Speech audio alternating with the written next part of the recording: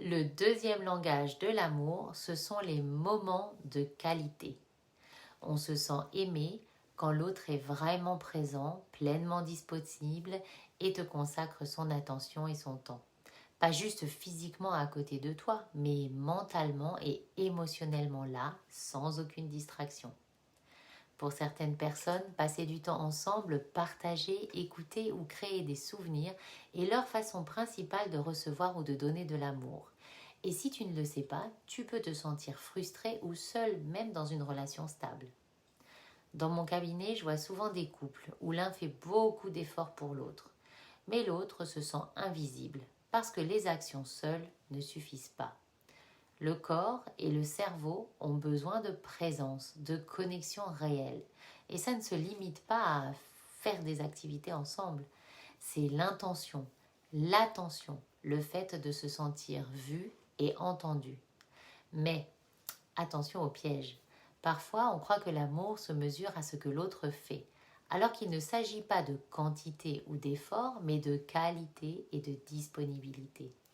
Et inversement, si c'est ton langage dominant et que l'autre ne te le donne pas, tu peux ressentir un manque profond, même si tout le reste semble correct. Alors pour pratiquer aujourd'hui, observe comment tu offres et reçois ces moments de qualité. Est-ce facile pour toi ou le ressens-tu comme accessoire, voire inutile?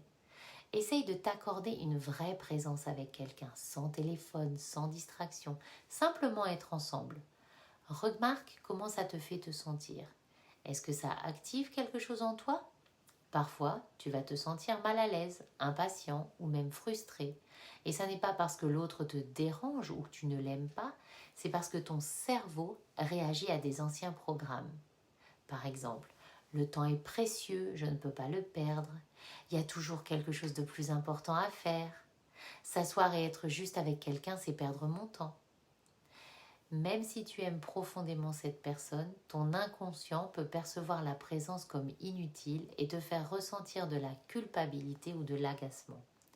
Prendre conscience de ça, c'est déjà commencer à apprendre à recevoir et partager du temps de qualité sans jugement pour créer une vraie connexion. Comprendre ce langage peut transformer tes relations. Tu cesses de juger ou de douter et tu peux enfin apprécier la présence de l'autre et exprimer la tienne de façon authentique. Parce que l'amour, ça n'est pas juste les mots ni les actes, c'est aussi et surtout la qualité du temps que l'on se donne et que l'on partage.